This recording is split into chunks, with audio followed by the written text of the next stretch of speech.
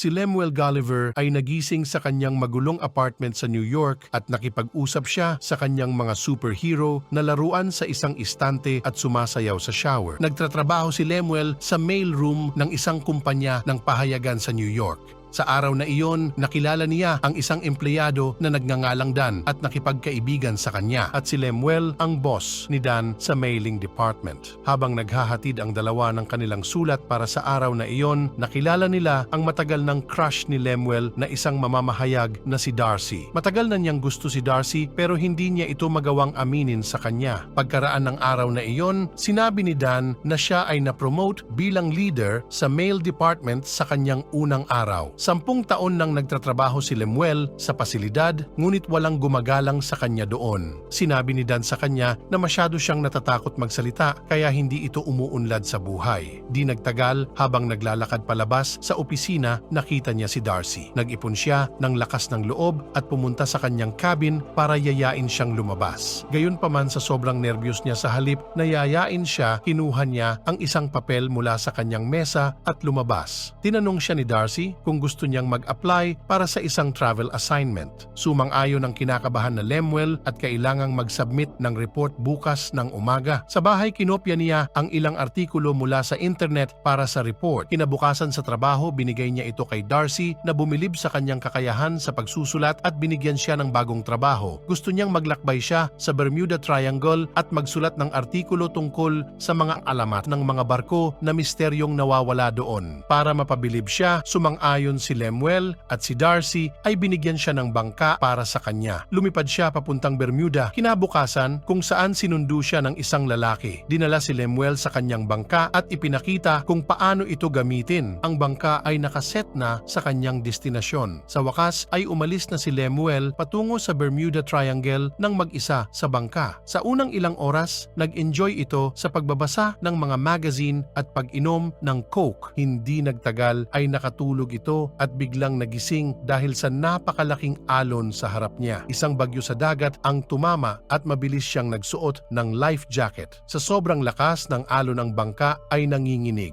Sumunod lumingon si Lemuel at nakita ang isang napakalaking buhawi sa dagat na paparating. Siya at ang bangka ay sinipsip ng buhawi patungo sa itaas at pagkatapos sa mata nito at biglang dumilim ang paligid. Nang imulat ni Lemuel ang kanyang mga mata, hindi niya magalaw ang kanyang katawan. Tumingin siya sa ibaba at nagulat siya nang makita niya ang ilang maliliit na lalaki na nakatayo sa ibabaw ng kanyang dibdib. Ipinakilala ng kanilang pinuno ang kanyang sarili bilang komander na si Edward at ipinakita ang mga taong maliliit sa paligid niya. Ang isang nalilitong Lemuel ay sumigaw sa takot at madaling nakawala sa lubid sa pag-aakalang isa lamang itong panaginip. Sinubukan niyang ipikit ang kanyang mga mata, ngunit inutusan ni Edward ang kanyang mga sundalo na ibagsak siya at nawalan siya ng malay. Nang magising siya, nakita niya ang kanyang sarili na nakatali sa isang kariton at hinihila papasok sa kaharian. Tiningnan siya ng mamamayan at siya ay iniharap sa hari na nagngangalang Haring Theodore. Ang anak ng hari na si Prinsesa Mary ay naawa kay Lemuel at tinanong kung kailan siya ito pakakawalan. Sumagot si Edward na siya ay isang espiya mula sa kanilang kaaway na kaharian. Pagkatapos nagsalita si Lemuel at tinanong ang hari kung nasaan siya. Sinabi ng sekretary na siya ay nasa Lilliput, ang pinakadakilang bansa sa mundo. Iniisip ni Lemuel na isa itong kalokohan. Sa sumunod na eksena, si Lemuel ay nakakulong sa loob ng isang kuweba. Nakilala niya ang isang kapwa bilanggo na nagngangalang Horatio na hinatulan ng habang buhay na pagkakabilanggo ni Edward dahil sa pagtatangkang ligawan si Prinsesa Mary. Ang dalawa ay nilapitan ni Edward habang nakikinig sa kanila. Sinabi ni Lemuel sa kanya na isa siyang bugok at nagalit ito at sinabing ikukulong siya ng habang buhay. Ngunit sinabi ni Lemuel na ang ibig sabihin ng bugok ay isang taong matapang at naniwala naman si Edward. Pagkatapos dinala sila sa isang bukid upang araruhin ito sa tulong ng lakas ni Lemuel. Kinokontrol siya gamit ang isang makina. Sa sandaling iyon, 2 tunog ng kampana ang narinig nila mula sa palasyo at nagsasabing ang Blefuscia ay umatake na at kinukuha si Prinsesa Mary at nagsimula ng sunog. Mabilis na tumakbo si Edward at inutusan ng lahat na huwag iligtas ang prinsesa dahil gusto niyang siya ang magliligtas sa kanya. Ngunit hiniling ni Horatio kay Lemuel na tulungan si Mary dahil hindi siya maabot ni Edward. Madaling pinabagsak ni Lemuel ang mga sundalo at nailigtas ang prinsesa. Ngunit ang hari at ang kanyang sekretary ay naipit sa apoy. Sa pagmamadali umihi si Lemuel sa gusali. Lahat ay pumalakpak sa kanya nang mailigtas nito ang hari. Inalis siya ng hari at si Horatio sa pagkakakulong at pinasalamatan si Lemuel sa kanyang katapangan. Inimbitahan din siya sa isang salo-salo sa gabi upang ipagdiwang ang kapistahan. Galit na galit si Edward nang makitang may ibang pinupuri ang hari. Tinanong ng hari si Lemuel kung saan siya nagmula at sumagot siya na siya ay taga Manhattan. Ipinalagay nila na siya ang pinuno doon dahil siya ay napakatapang. Pakiramdam ni Lemuel na siya ay isang bayani sa unang pagkakataon sa kanyang buhay. Gumawa siya ng kwento at sinabi na siya ay presidente doon at ang lahat ay naniwala sa kanya. Maliban kay Edward, kinabukasan ang mga tao ng liliput ay nagtayo ng isang napakalaking tahanan para kay Lemuel kasama ang lahat ng gamit na gusto niya na hindi niya makuha noon. Gumawa din sila ng sinehan at pagkatapos ng palabas, pinakita niya ang paglubog ng Titanic at sinasabing ito ang kwento ng kanyang buhay. Lahat ay namangha sa malungkot na buhay na naranasan niya. Si Edward ay nagtanong kung paano siya nakaligtas pagkatapos malunod at sinabi ni Lemuel na siya ay muling nabuhay. Nang maglaon, hiniling ni Horatio kay Lemuel na tulungan siyang maakit ang prinsesa at pumayag ito. Pumunta ang dalawa sa palasyo at nilapitan ni Horatio ang prinsesa habang si Lemuel ay kumakanta para ligawan siya. Ngunit tinawag siya ni Edward at sinabing magpakasal na sila dahil siya ang pinakamatapang sa kaharian. Ngunit hindi siya gusto ni Mary. Hindi nagtagal nakita ng mga sundalo ang bangka ni Lemuel. Nakita niya dito ang kanyang cellphone na gumagana pa. Ngunit nagdesisyon itong manatili sa liliput. Kasunod nito, pumunta si Edward sa hari at sinabing naghihinala siya kay Lemuel, ngunit sinabi niya na nagtitiwala ito kay Lemuel. Dahil dito, binigay ng hari ang titulo at siya ay magiging bagong general. Samantalang si Edward ay magiging vice-general dahil sa pagkainggit tinanggal ni Edward ang mga depensa ng liliput na kung saan mas madaling pasukin ng kanilang mga kaaway. Nakita ito ng kapitan nila at inatake ang liliput. Bilang bagong general, responsibilidad na ni Lemuel na pigilan sila. Pumunta siya sa dagat at sinabuyan sila ng tubig. Ang kanilang mga cannonball ay hindi effective kay Lemuel at sa kalaunan natalo niya ang mga ito. Dito, binibigay ng mga tagaliliput ang lahat ng kagustuhan ni Lemuel. Gumawa pa sila ng modelo ng Times Square para feel at home siya. Pinalitan din nila ang kanilang mga kasuutan tulad kay Lemuel at ginugupitan at minamasahe. Isang gabi, pumasok si Edward sa silid ng prinsesa. Sinabi niya na karapatan niyang pumasok doon dahil nililigawan niya ito. Ngunit pinagtapat ni Mary na hindi siya gusto nito. Ang galit na Edward ay pumunta sa Blefuscia para humingi ng tulong sa kanilang hari. Di nagtagal dumating ang mga sundalo at nahanap pala nila ang magazine ni Lemuel na kung saan nakasaad kung paano gumawa ng isang robot. Sinabi ng kapitan na tulungan silang gawin ang robot at labanan si Lemuel at sumang-ayon si Edward. Ilang araw ang lumipas habang si Lemuel ay nasa Times Square, tumunog ang alarm at nagmungkahi ng pagsalakay ng kalaban. Nagulat si Lemuel sa kanyang nakita. Si Edward ay nasa isang malaking robot at hinamon niya si Lemuel. Sinubukan niyang itulak ito ngunit mas malakas ito sa kanya. Di nagtagal ay binuhat siya ito at tinanggap ang pagkatalo. Inamin din niya na ang lahat ng mga sinabi niya sa mga tagaliliput ay hindi totoo. Nagulat ang hari at mga tagaliliput dahil dito si Lemuel ay pinadala sa isang pinagbabawal na lugar bilang isang parusa. Doon nga ay kinuha siya ng isang higanteng batang babae. Ang akala ng batang babae ay isa siyang laruan at dahil dito ay inilagay siya sa isang Barbie house. Samantala sa ang katawan ni Darcy ay nasa dalampasigan at ikinulong ito sa kadahilanang kilala niya si Lemuel. Nakita niya dito ang dating hari na si Theodore at kanyang reyna na nahuli pagkatapos matalo si Lemuel. Narinig ito ni Horatio at nagpasyang maglakbay sa isla para mailigtas si Lemuel. Nagawa niya itong makapasok sa loob at di nagtagal nakita nila ang ang isang parachute at ginamit para makatakas at lumipad pabalik sa lilipot. Una niyang pinuntahan si Darcy sa kulungan at pinagtapat na gusto niya ito. Nagpasya si Lemuel na hamunin si Edward sa isang duelo dahil gusto niyang tulungan ang liliput. Kinabukasan nagkita ang dalawa at sinabi ni Lemuel na kapag siya ang nanalo, ibabalik niya ang kaharian sa dating hari. Madaling natalo si Lemuel, ngunit tumakbo si Horatio para tulungan siya at nakapasok sa loob ng robot. Tinalo niya si Edward mula sa loob. Sa kalaunan, nawala ng power ang robot at madaling nagtagumpay si Lemuel na talunin ito. Dahil dito ay nagsaya ang mga tao, maging si Darcy ay ipinagdiwang ang panalo. Dahil sa katapangan ni Horatio, binigyan siya ng pahintulot na ligawan ang prinsesa at naghalikan ang dalawa. Ngunit sa sandaling iyon, si Edward ay kinuha ang prinsesa at ginawang hostage. Ngunit nakawala si Mary at sinuntok niya ito. Pagkatapos ay hinalikan ni Darcy si Lemuel sa unang pagkakataon. Ang Blefuscan King at Theodore ay muling nag-away, ngunit pinigilan ito ni Lemuel at sinabing magkasundo. Dahil dito, nagkaroon ng kapayapaan sa pagitan ng dalawang isla. Sa wakas ay bumalik silang dalawa sa New York gamit ang kanilang bangka na inayos ng mga sundalo. Pagkaraan ng ilang linggo, si Lemuel ay isa ng travel writer at iniwan na niya ang dating trabaho at silang dalawa